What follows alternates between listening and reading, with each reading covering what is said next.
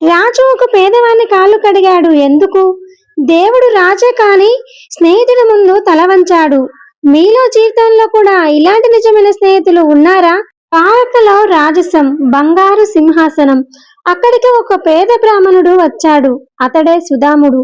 అతన్ని చూసిన వెంటనే శ్రీకృష్ణుడు సింహాసనం నుంచి దిగి కిందికి వచ్చాడు.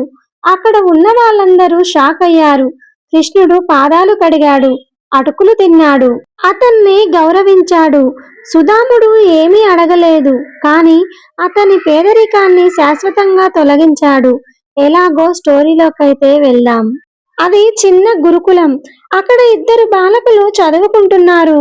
ఒకరు యాదవ వంశానికి చెందిన శ్రీకృష్ణుడు, మరొకరు సాధారణ బ్రాహ్మణుడు సుదాముడు.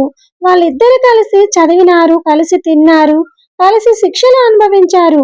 ఆ స్నేహం అప్పుడే కాదు, ఎప్పటికీ జన్మ జన్మల బంధం. కాలం గడిచింది. శ్రీకృష్ణుడు ద్వారకకు రాజయ్యాడు. అతడు రాజ్యపాలన చేస్తున్నాడు. సుదాముడు మాత్రం పేద బ్రాహ్మణుడిగా జీవిస్తున్నాడు. ఇంట్లో పిల్లలకు తినడానికి కూడా ఏమీ లేదు. చినిగిన బట్టలు, ఖాళీ పాత్రలు, ఆకలితో అలమటిస్తున్నారు. ఒకరోజు సుదాముడి భార్య కన్నీళ్లతో చెప్పింది, నీ స్నేహితుడు ఇప్పుడు ద్వారకాధీశుడు. ఒకసారి వెళ్ళి కలిసి మన పరిస్థితిని చెప్పు అని. సుదాముడు తల వంచి అన్నాడు, స్నేహం అనేది అడగడానికి కాదు, అది హృదయంలో ఉండేది. కాని భార్య ప్రేమతో కొద్దిగా అటుకులు కట్టి ఇచ్చింది. ఇది కనీసం నీ స్నేహితునికి తీసుకెళ్ళు అంది. సుదాముడు ఎన్నో రోజుల పాటు నడిచాడు. ఎండ, దాహం, ఆకలి, కానీ హృదయంలో ఒక ఆనందం. నా స్నేహితుణ్ణి చూస్తాను అని ద్వారకా చేరుకున్నాడు. అక్కడ బంగారు గోపురాలు, వజ్రాలు, మందిరాలు, రాజ సౌందర్యం. చినిగిన బట్టలతో ఉన్న సుదామును చూసి గేటు కాపలాదారుడు ఆపేశాడు. రాజును కలవడానికి ఇలా వచ్చాను అని సుదాముడు ప్రశ్నించాడు. లోపల కృష్ణుడు సభలో ఉన్నాడు. ఆశ్చర్యంగా ఆయన హృదయం కదిలింది. నా స్నేహితుడు వచ్చాడు అని చెప్పి సింహాసనం నుంచి లేచాడు. సభలో ఉన్న రాజులు, మహారాణులు, మంత్రివర్గం ఆశ్చర్యపోయారు. కృష్ణుడు పరిగెట్టుకుంటూ వచ్చి సుదాముణ్ణి గట్టిగా కౌగిలించుకున్నాడు. అతని కళ్ళల్లో ఆనందం, కన్నీళ్లు. ఎంత ఆలస్యంగా వచ్చావురా స్నేహిత అని అన్నాడు. అప్పుడే సుదాముడు శ్రీకృష్ణుడి పాదాలు కడిగాడు. రుక్మిణీదేవి కూడా ఆశ్చర్యంగా చూస్తుంది. రాజు అయిన దేవుడు స్నేహితుడి ముందు వినయంగా నిలబడ్డాడు.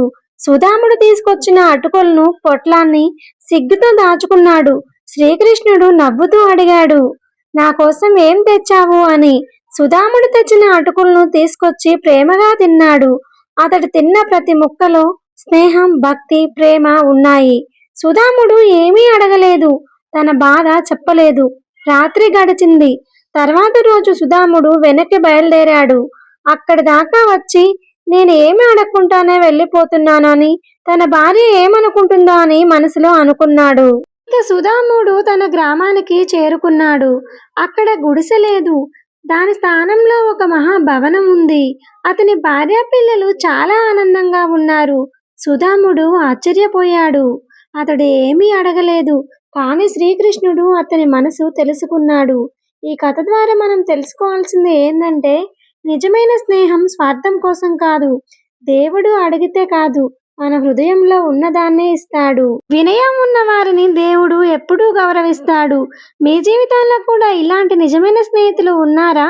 ఈ కథ నచ్చితే ఒక లైక్ అయితే చేయండి, ఒక కామెంట్ అయితే చేయండి.